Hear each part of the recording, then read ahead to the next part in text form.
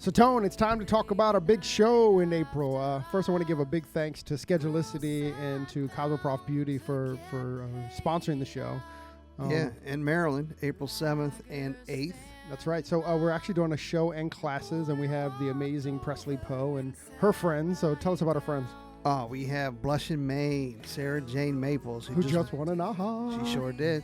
We got Updo Guru, Casey Powell for those amazing bobby pin sculptures. It's amazing, right? Yeah. And from Project Runway, we have Jackie and Lynn coming in, and they're going to show some editorial work on the stage. And Lynn Huge fans. And Lynn does the quickest updos in the world, so he's going to teach some of that as well. But then tell them what's happening right before the show. Right before the show and right after the show, we have Johnny Cash Livingston doing some tattoo barbering, brother. Yeah, and he's open for questions and stuff too. So, if you have any questions while you watch him work. Yes, sir. Up close and personal. Also, another big thanks to Cosmoprof for sponsoring the Shadow Presley Poe. And we're going to have the winner there. Yep. Miss Stephanie.P.Hair. Yeah, so you'll get a chance to meet her as well. And a big shout out to our boy, Ben Mullen. Yeah, he's going to MC the whole event. Can't wait to hear him. So again, all information will be available at PresleyPoeandFriends.com. Check it out. Check out the classes, and it's going to be a fantastic weekend.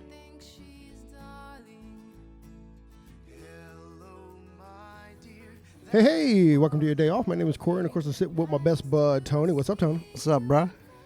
So something that's been real consistent over the last few podcasts that we've done is like we're finally able to reach out or to meet up with people that we've been trying to get on the podcast for, I don't know, months or a year or so. Yeah, I've been telling you since last June when we were in Orlando, we need to get this guy on the podcast. I know, right? Actually, a guy that works with us too, Hairdustry by Gabriel. He was like all the time. Have you talked to him yet? Have you talked to him yet? Have you talked to him yet? He's a hard dude to pin down, man. Yeah, dude, this dude travels like crazy. Yeah, he's another one that's always on the road. Yeah, and it's funny. I remember the first time I met him, and he was just in his own world, he was just rocking it out in the back. I'll let him tell the story, but this dude, yeah, he's legit. Legit, right? That's an understatement, right? Yeah. So we've talked to a bunch of his friends. He comes up on the podcast quite a bit, but should we get in? Yeah, introduce him. Okay, let's do it. So joining us on your day off today is Lin Phan, otherwise known as Bescene. So, Mr. Bescene, welcome to your day off. Thank you so much, guys. Thank you. Oh, man. Yeah, finally, bro. Yeah, I know, I'm here. Finally. Crazy, and I'm down the street. Yeah, I know. That's right, literally, right?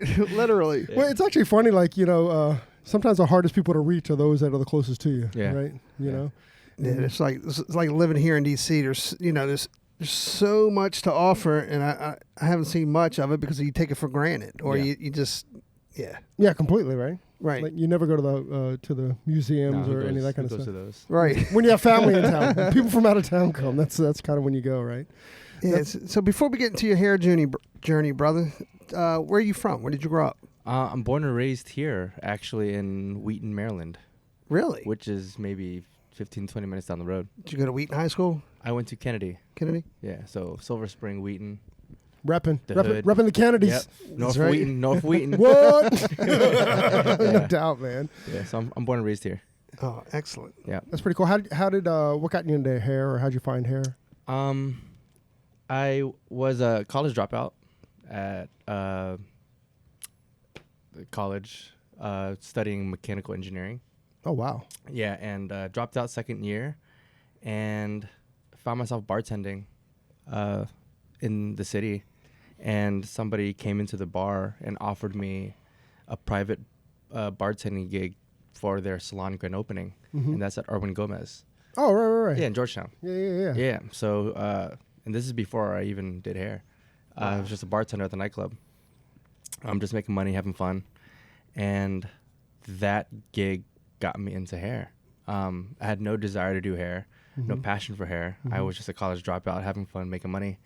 And I did the private bar gig to help him open his salon, and kind of got me, into this environment. Right. And I was like, whoa, what the heck? This is cool, man. And they offered me a job, doing hair, shampooing and sweeping hair. And at that time, I was 24 years old. Right. And, at 24, you kind of have to figure out what you're gonna do in life. And I think it came at a perfect time. And I was, at that crossroad, like, what am I gonna do? Right. And hair came about, and I was like, you know what? I'm just gonna take this thing and just run with it, and I did. Which is hard, because when you're at 24 and you're making that kind of club money, and then you know what I mean, Yeah. and you're making a decision. Okay, I want to give that up to start sweeping floor money. Yeah, and shampooing. That's a lot of guts. Yeah. I knew I had to do something though. I fast forward in my life, I was like, I can't be a 40-year-old Asian male bartender. Right. It's not cute. You know what I mean? Right. So, I always think back to that day. If I would have turned that gig down, I wouldn't be here in front of you guys. That's amazing, right? It's crazy. What was that? What was that movie? Sliding Doors, right? Yep. Like that was your sliding door, right? Yeah. Yeah. It's incredible. It wasn't really that long ago, right? No. I'm joking. Yeah. I was 24 then, and I've been in the industry now 10 years. So God, I'm what 34 a 10 now. years, Yeah. right? Wow, that's amazing, man. That's crazy. It is wild when every time I tell the story, I just can't believe it. That's so. So, that's amazing. so, did you go to hair school, or you just apprentice? Yeah. I did hair school too. Did hair school, got out. So I did hair school. I bartended. I worked a retail job, and I assisted. So I had all those 4 things going on at one time, and it just taught me how to hustle and just stay motivated to live the dream. Right. And worked really hard, and left the salon a stylist, and just branched off on my own. How long did you work on the floor with Erwin Gomez? Not at all. Not at all. Oh, so you went right from. I left as an assistant. Oh, okay. Yeah. Mm-hmm. And then go ahead. Yeah, I was going to say the one thing that, out of all the podcasts that we do, I think the common denominator is the hustle, the hard work that that people are willing to put in to achieve what they've achieved. Completely. I mean, I think that at the end of the day, that 2 things, right? Like hard work. If you want to be at the top of our industry, it's going to be hard work and a little self-awareness too. Yep. Those are the 2 kind of common denominators that has seemed to have come out through the podcast. So did you leave as an assistant to go assist somewhere else? No.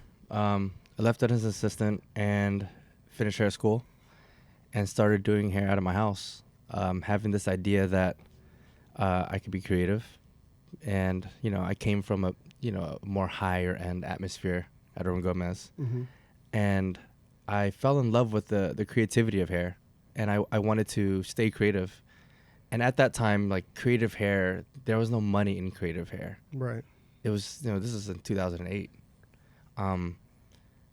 So I had this dream that I could make money being creative. So I started out of the basement that I rented while I was going to hair school. I found on Craigslist, turned into a little studio, and I just rocked out, and with like guerrilla marketing style, using Facebook, word of mouth, right, doing a bunch of scene girls.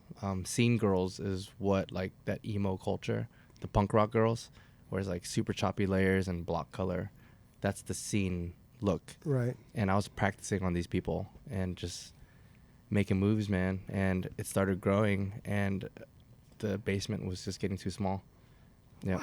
Wow. That's crazy, because I know a lot of people when they're in hair school, they're like petrified. Yeah. Coming out and. But I'm 24 years old. You know what I mean? Yeah. On my own, just trying to make it, and I was doing that out of my house for 3-4 years. Wow. Yep. Really? Yep. And I got hooked up with. I knew that I had to grow out of that, and into something more legit. Right. And I was working with a PR girl at the time. We had just met, and she knew a guy that was starting a salon suite business here in Bethesda. We're actually sitting here today. Nah. Yep. Big shout out to Tom and Jen. Tom and Jen. They Symmetry Salon Studios. I walked this entire premises when it was under construction, and I got first dibs on a room, and it was super ballsy of me, but I took on a 3-chair suite just by myself. And this is like coming out of my house. Right. So my first move out of my house was a 3-chair salon suite here. And it was a huge, huge move for me. It was the first time just becoming legitimate. I remember signing the lease. I even took a picture of it because to me, that moment was like life-changing for me. Right. You know, taking that big step out of my house and let's see what's out here. And it was hard, man. You know, it's ballsy again, taking on a 3-chair lease by myself. 100%. And it's funny because this is where I met Lynn. Yeah. And where I met Bescene. And when you come in, and literally, how many rooms are it? About 20 rooms here? Yeah. Or almost close to it. And so you walk through the front, and Bescene's in the very back because he had a huge studio, but you can hear him from the front. You hear the bass. It's just, Oh my God! So the agreement was, I had told Tom when I got in here that, you know, I do play music loud, and you know I do these crazy things. So they soundproof my room. I don't know if you guys know that. That room is soundproofed back there.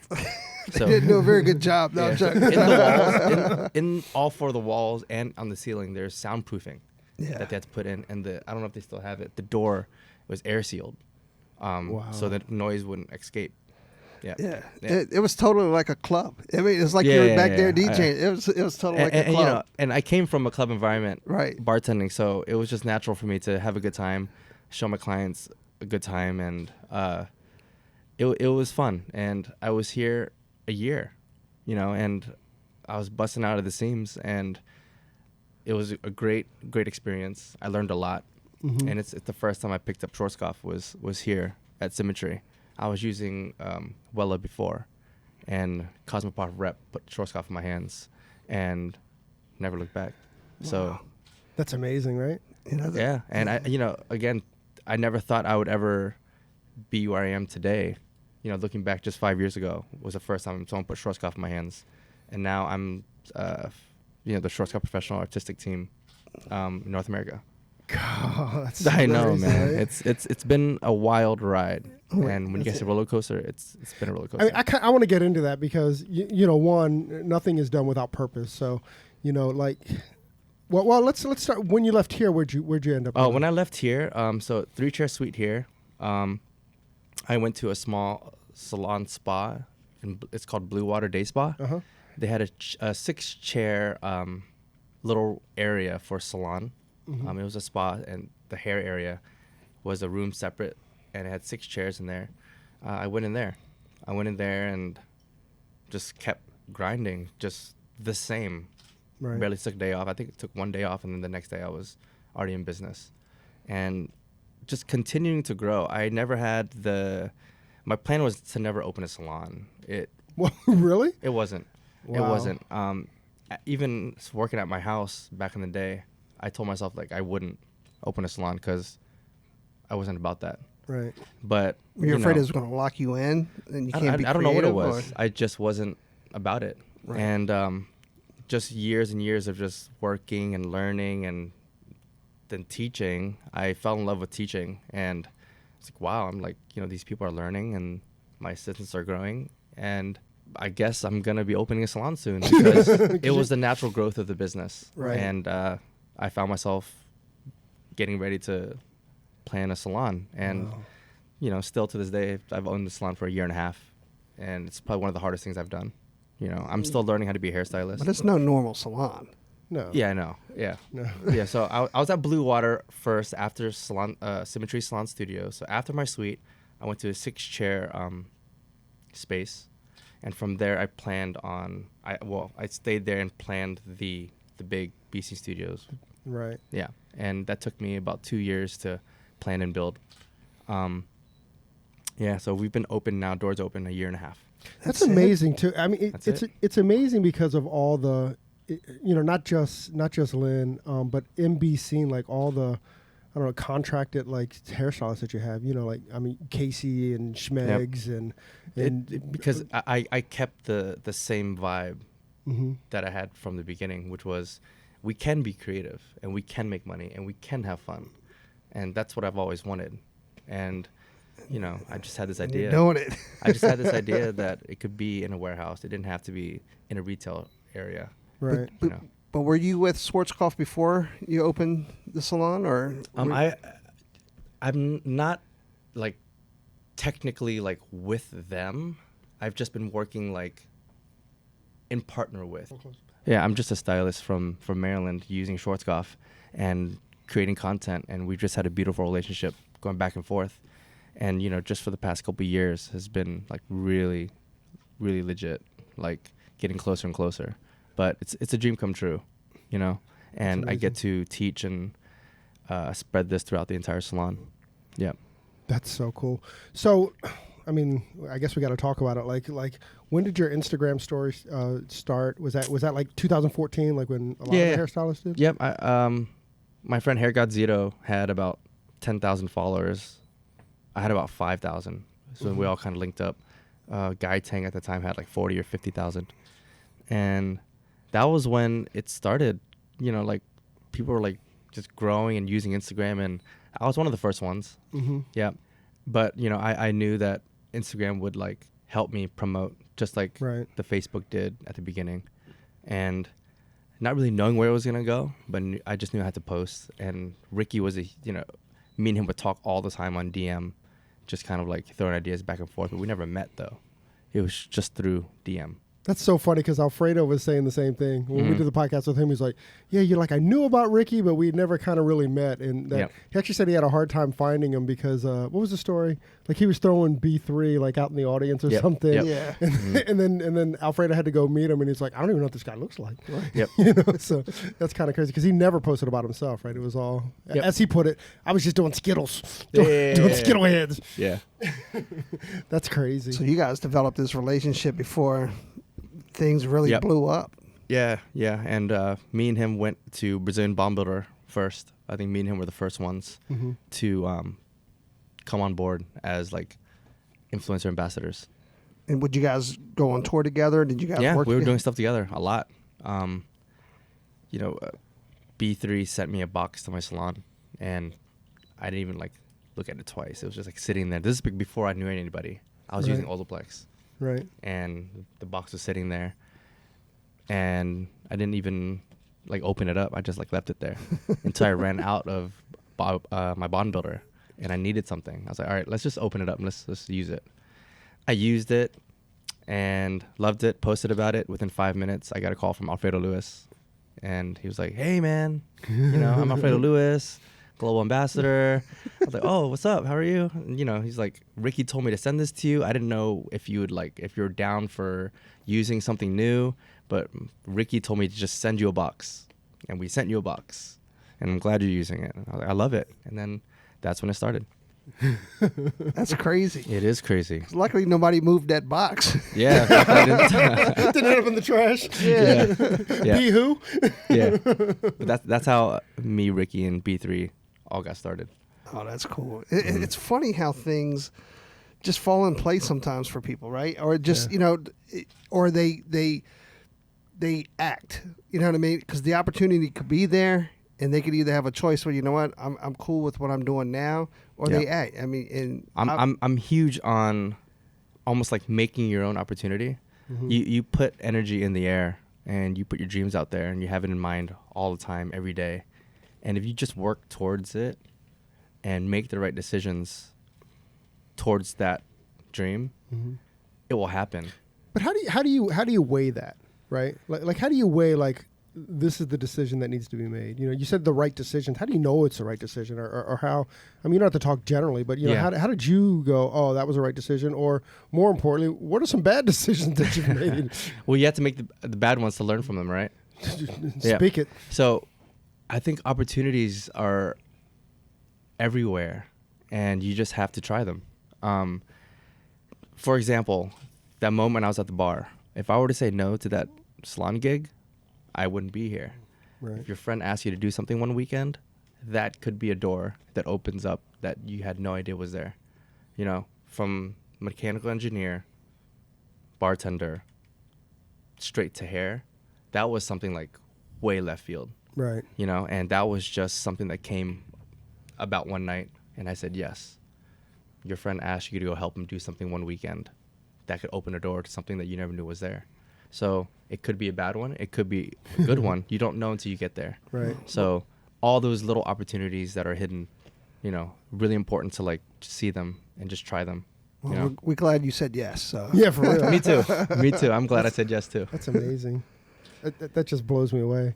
So just kind of let's relive that a little bit. So like it's got to be amazing to think over the last 5 years, just like where you were like, I mean, like you said, a bartender in a bar, and now like you're traveling internationally and like being represented, and you're being represented as your name too, which is amazing. I mean, that's, you know, not Bescene for Schwarzkopf, not this, but you know, you're being, you know, your name. Yeah.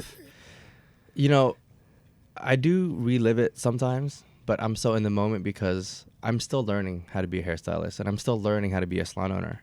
So, you know, these things are present, you know, current situations to me now, like learning and trying to figure out my next moves while living the, like, kind of going through the motions of what's been happening and trying to grow at the same time. It's a lot, you know what I mean? It's a lot.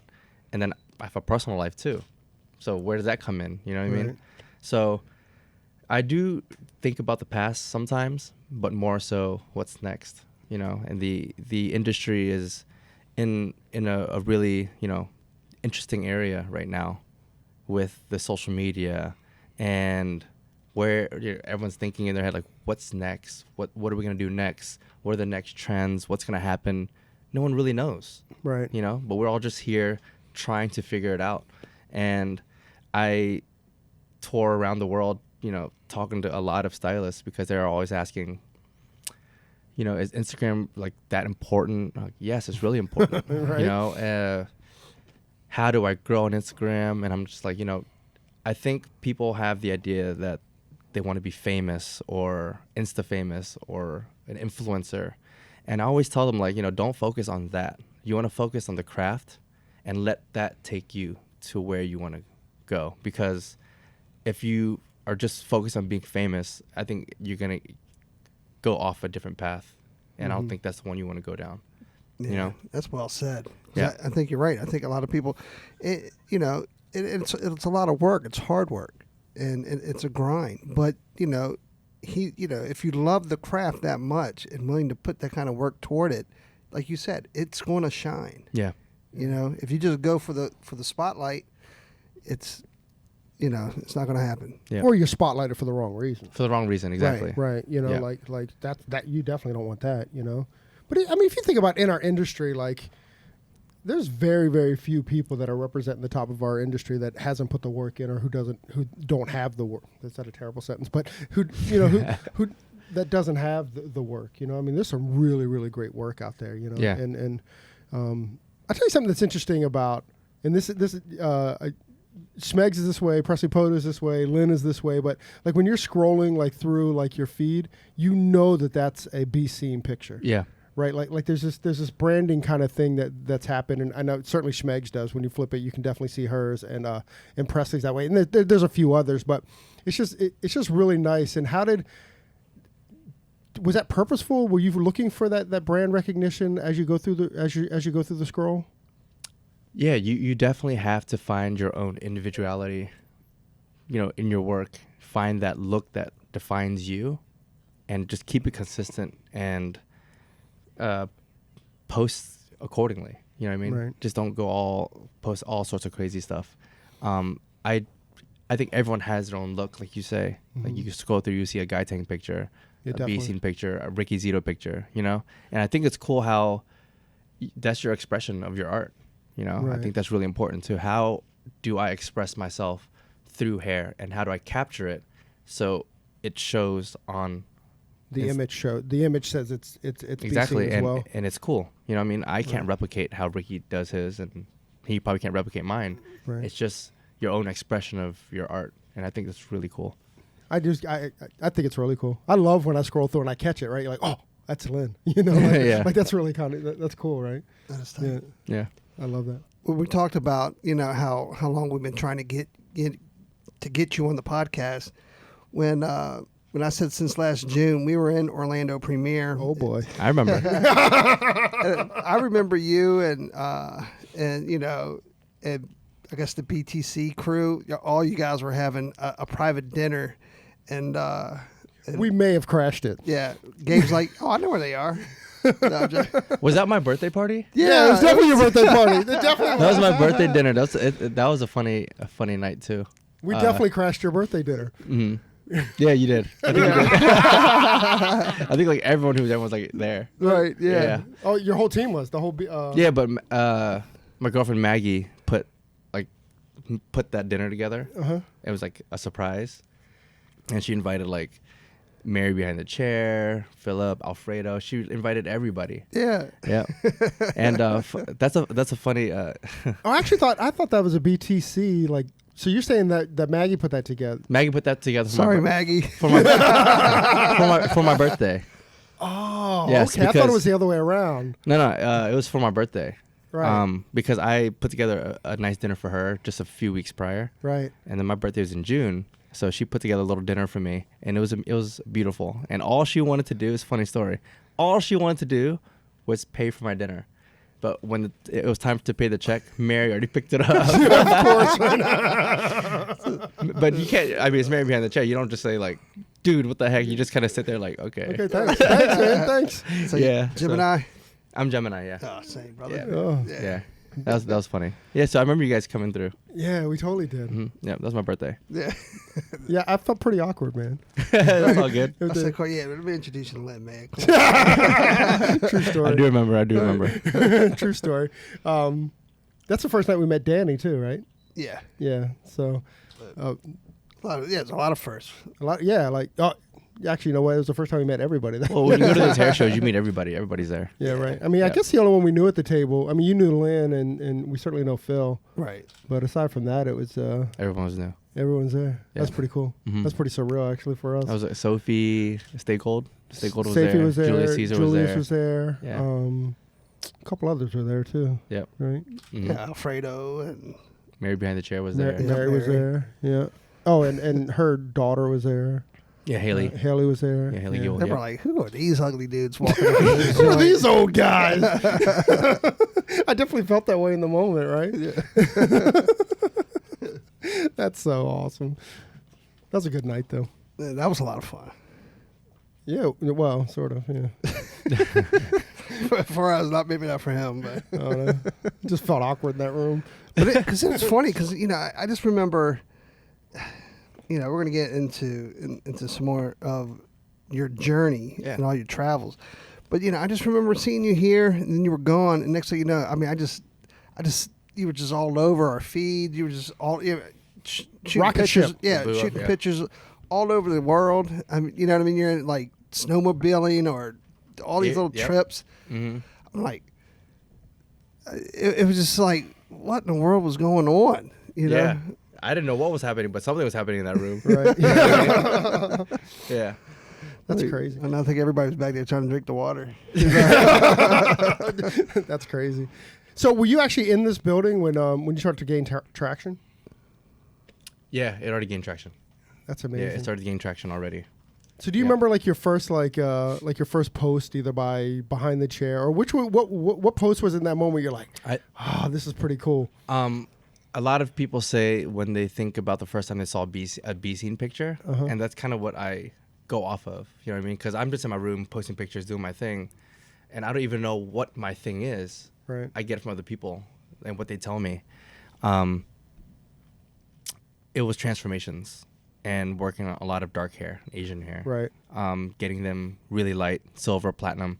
But I think it was the before and after that really caught a lot of But do traction. you remember like the first time that when you got that attention, like do you remember like that and again I don't know who posted you first or who put you on the map Dude, it first. used to be so crazy when like all those magazines would post me. Like still to this day I get so excited. Like when Behind the Chair posts me, Modern Salon, American Salon, if they repost my picture, I still get excited.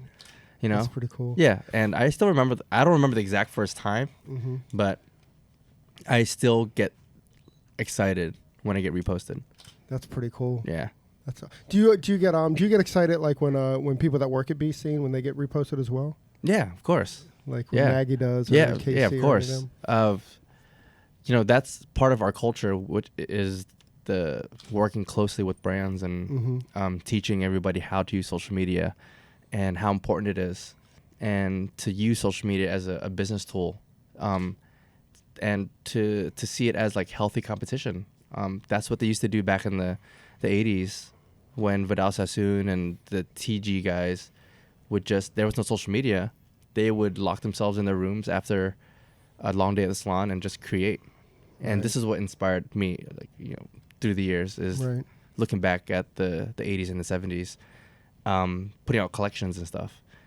The Paul Mitchell crew and the TG crew wouldn't see a collection until it would be published in a magazine. You know what I mean? So the magazine comes out, it drops, and you see Vidal Sassoon's team create like some crazy, crazy stuff. And you're like, okay, dude, we got to do something. So they'll lock themselves in a room and they'll start creating, and then it'll get published. And that's the only time you get to see the new collection, And I think now with social media, you get it every day, every minute. You just see great work all the time, and it pushes you in a good way to continue to create and innovate your craft. And I think it's amazing. Okay, I'm gonna slow you down a little bit. In your salon, are you teaching social media like hacks? Let's say, so like if you like, are you doing classes and stuff for your staff? Yeah, we just did one yesterday that had to do with just new techniques that I've picked up. I'm continuing to learn too. But like social media. Social media. Yeah, it's all around us. You know what I mean? I allow phones on the floor all the time.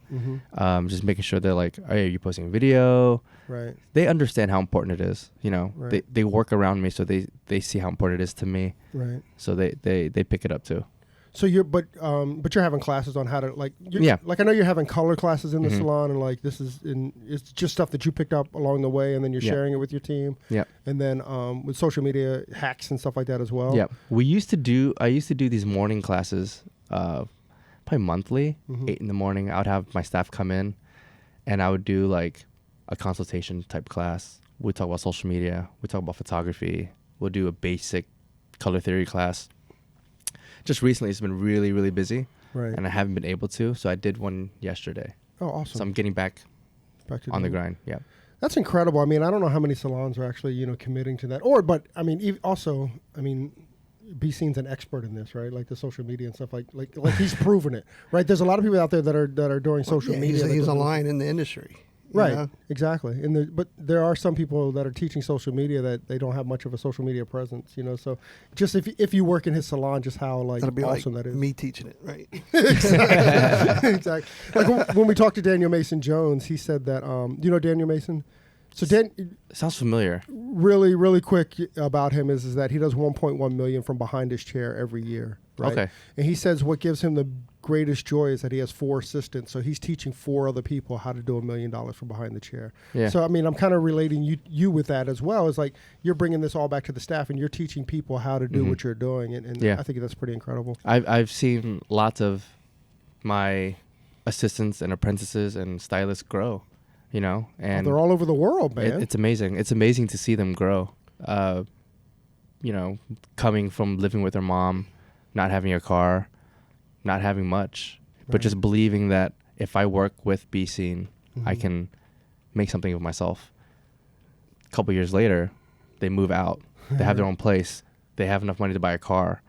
You know what I mean? Like those types of things are beautiful. I love that.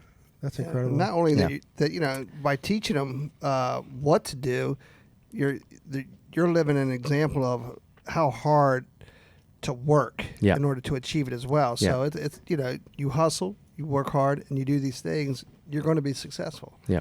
And it's like a proud pop, right? It's like basically, right? It definitely is, right? Yeah. I mean, because you have Casey moved to L.A. and Casey moved to L.A. Mm-hmm. Schmegs is in LA now too. Right, Schmegs is in LA, and who else are your branded like hairstylists? We have BK the barber now. Yeah. Yeah. We have my assistants. The entire salon. We were the most nominated salon last year for the One Shot Awards. Gosh. Yeah, that's 16 nominations or something. That's incredible. Yeah, and so as older stylists move on, we will continue to bring on new talent. So we have a really big event in a couple weeks that will have 150 students from all over the East Coast. Oh yes, all of that. Yeah, it's called Back to School. And love. Yeah, because I'm on tour now and I teach a lot of pros, and I charge them, high dollar for a ticket. Mm-hmm. But what about the hair school students? You know what I mean? Like, and I remember being in hair school, watching the television. They'll bring it in, and they'll roll it in. They'll roll it in, pop in the VHS, you know, and you'll see Robert Chromians and like Takashi doing their thing, and you're just like, wow, that's awesome, right? But that was me in hair school watching it from a TV. And I know nowadays hair schools don't get much love.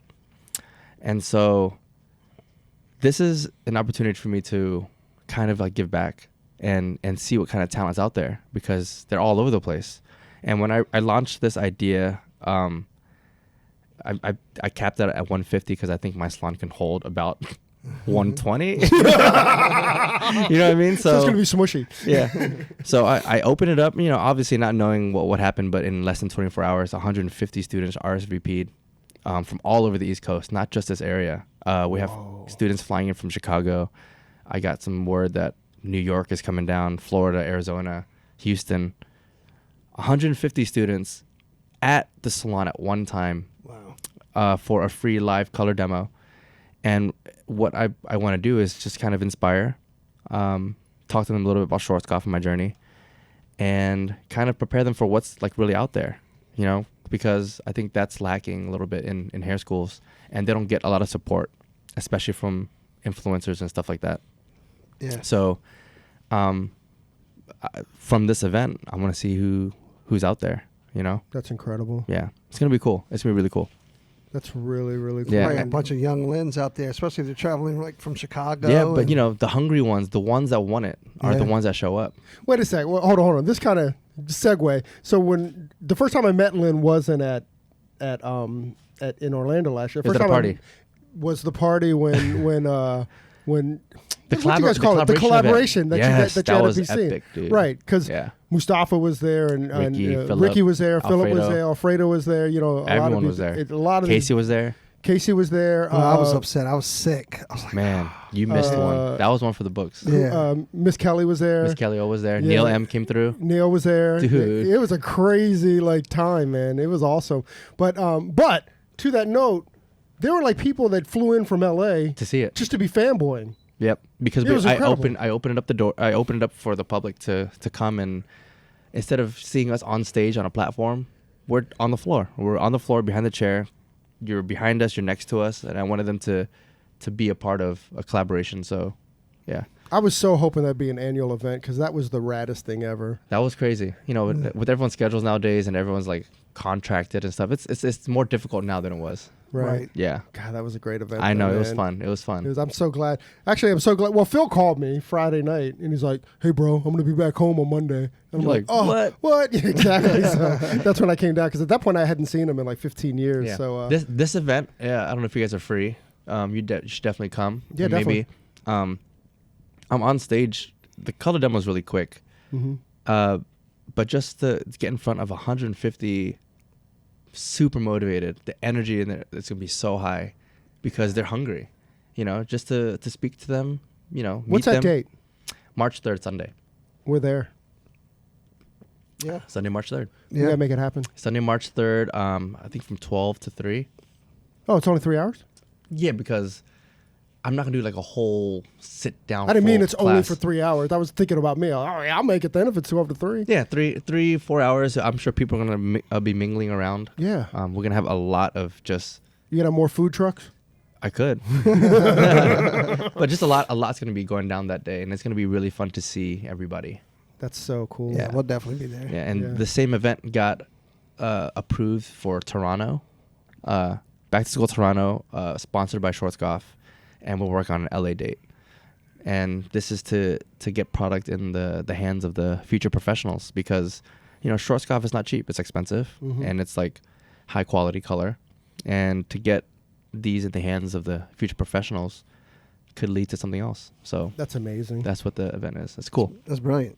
Yeah. It's so brilliant. Thanks. You know what I was just thinking is that Lynn was kind of the first one to kind of go like from hair school to like a studio suite, right? I mean, he didn't literally do that, but he was like he went from hair school to like I'm gonna figure this out. Yep. You know, Yeah. instead of working in a salon, instead of like doing the traditional kind of like trajectory. Yeah, most people go to the salon and like, I want more. Right. He already knew he You wanted already more. know you wanted more. Yeah. I There was went also straight. there was that girl that just graduated. We've talked about her a couple of times. One day I'll remember her Instagram handle, but I think her name is Madison. Madison Pizer. Yeah. Yep.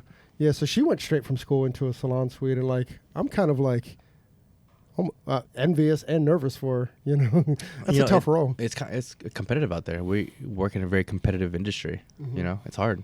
It's hard. That's it. But she seems to be killing it. Her work is insane, though. Mm-hmm. You know, her work is legit. Yeah. She won the award for Student of the Year. So that's pretty cool. So enough about her. Let's get back to it. So that's cool. So did you come up with the idea of the school, or was it something Yeah. Schwarzkopf talked Yeah, about? it was my idea. And when I pitched it to them, they're like, dude, that's genius. We love it. Genius. That is Yeah. so cool. Yeah. So that's cool. It's, So it's just completely free for all students, and we'll pack the house to whatever they can hold. and then so when are you doing Toronto? Toronto is going to be June. In June. It's going to be held at the Schwarzkopf Academy. A birthday that's party cool. in June in Toronto for Toronto, you. yeah, man.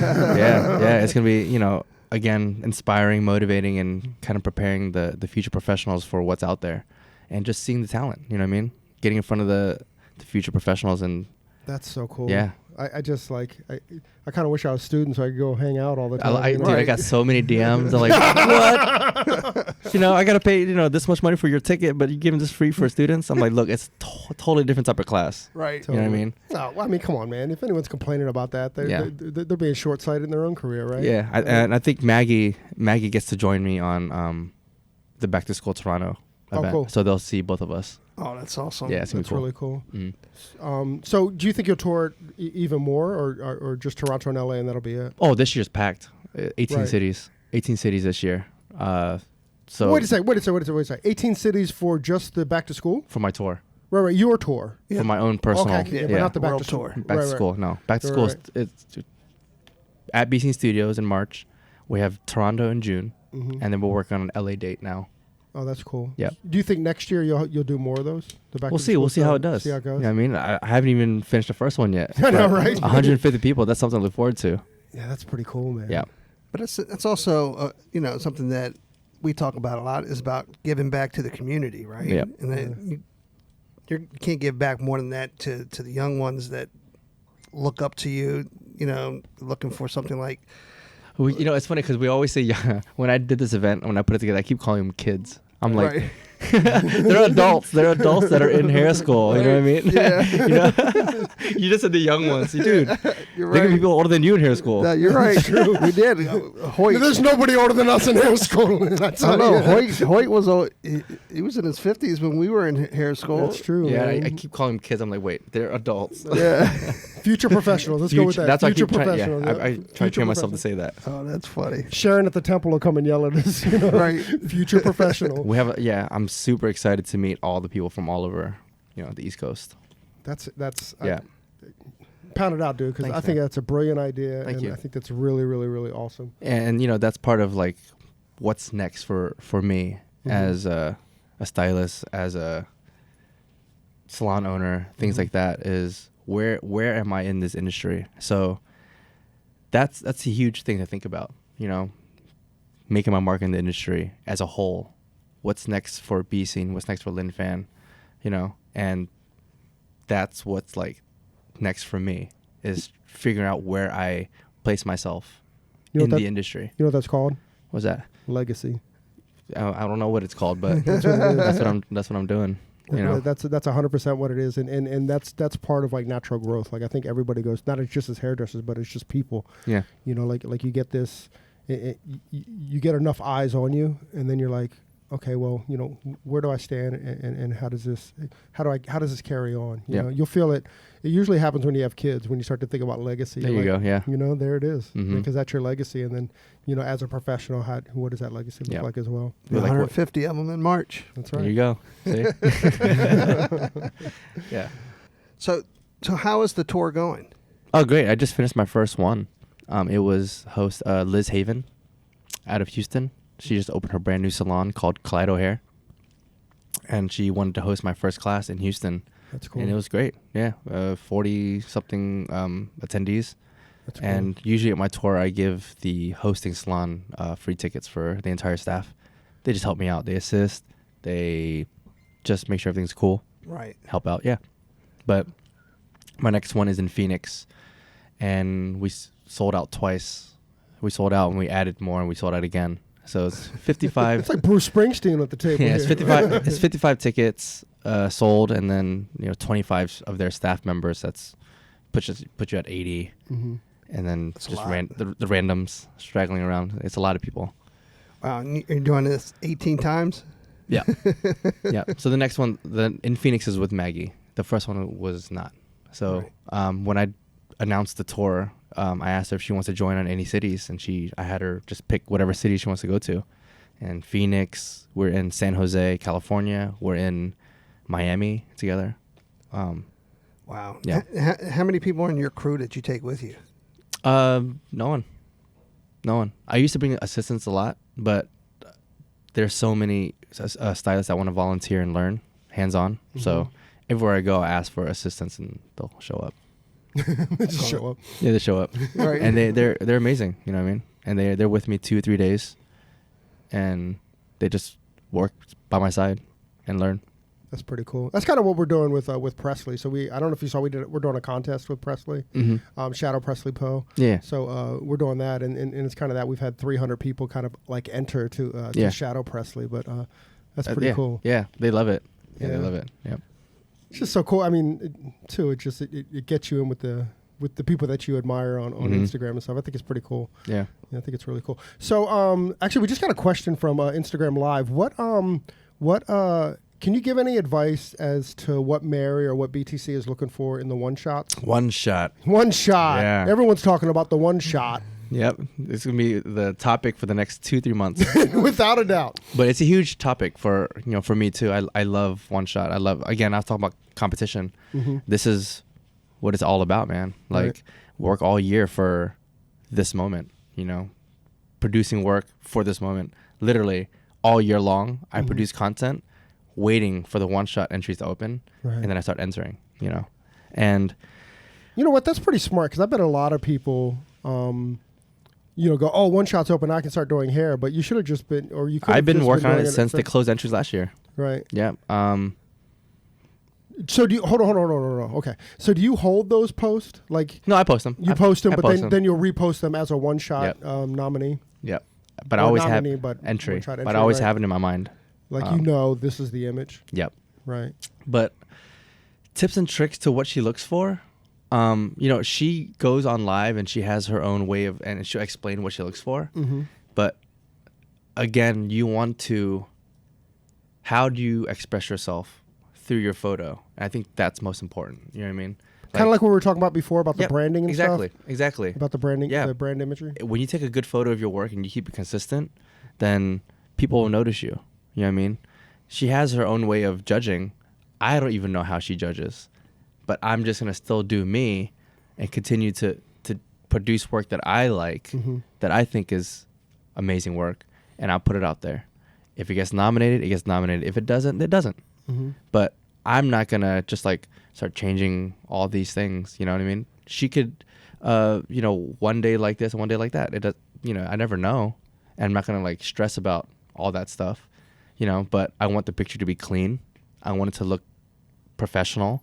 I want it to look nice, and I want my work to be captured to a way that I want people to see it. So I think that's most important. I think on that note too. I think I listened when she did her podcast with Eric Taylor.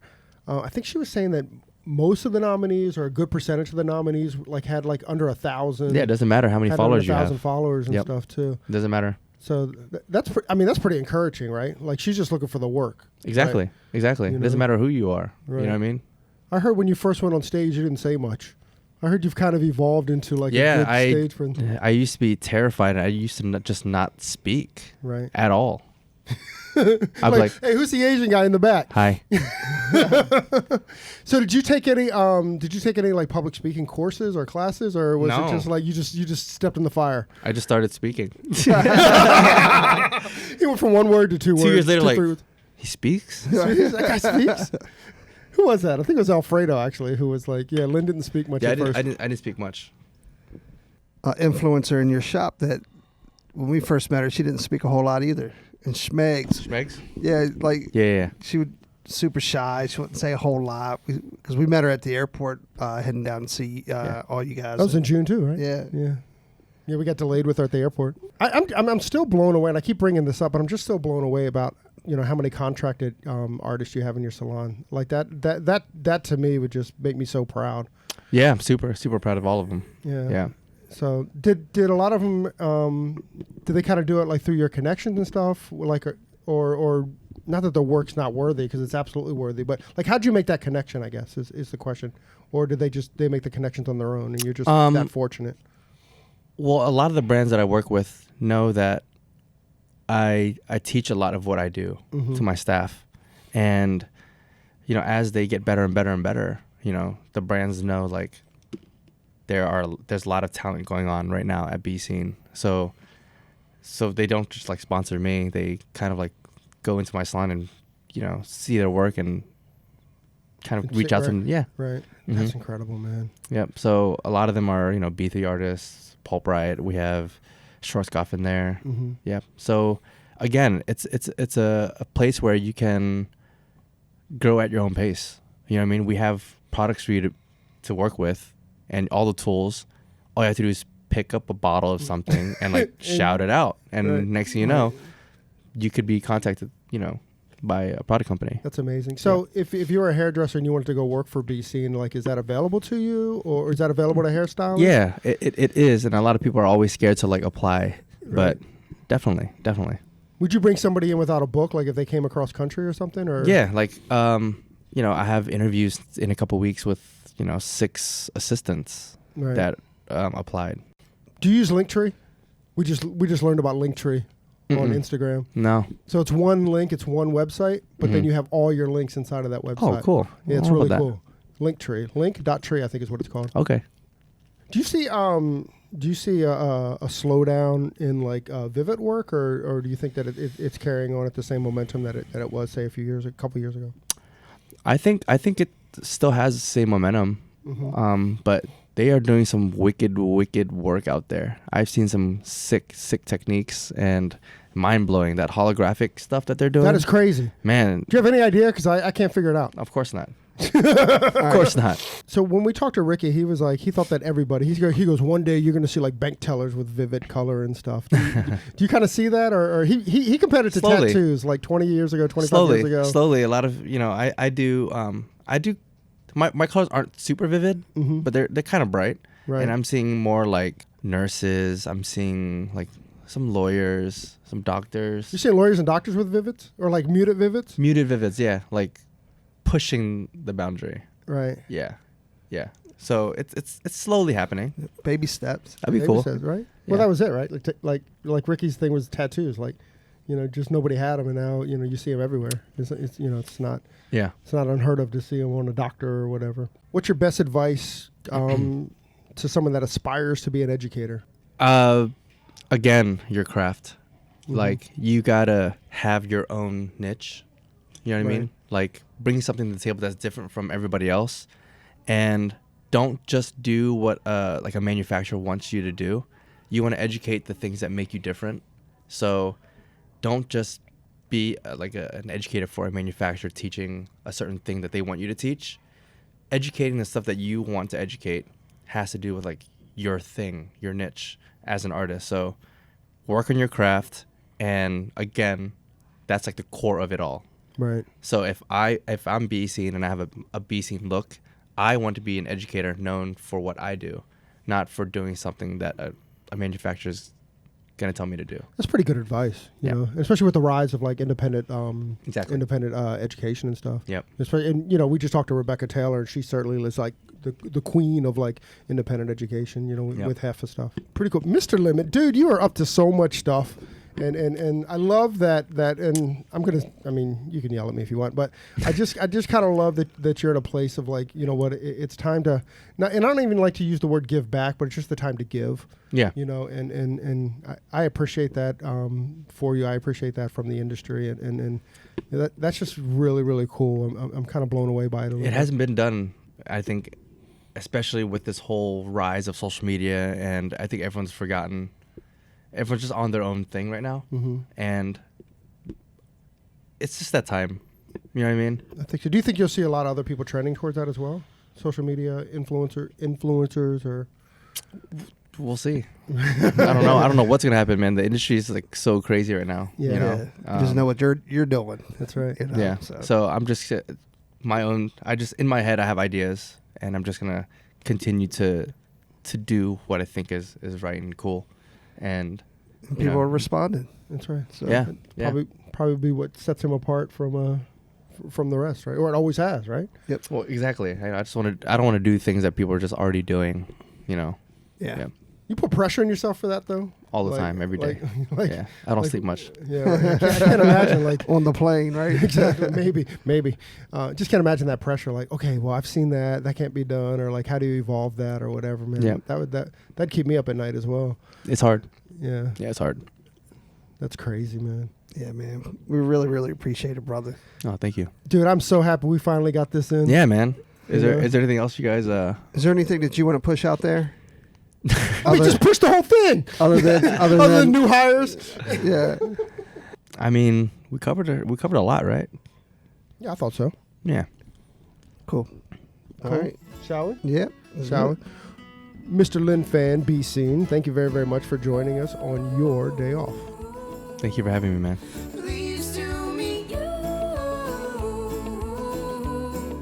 Hey, so there it is. Hey, this is a message that we've been trying to bring, I don't know, for the last couple months, actually since we started the podcast. Hey, so if you like the podcast or if you find that it's useful, please leave us a review, a 5-star review on iTunes. Leave us a rating and a review.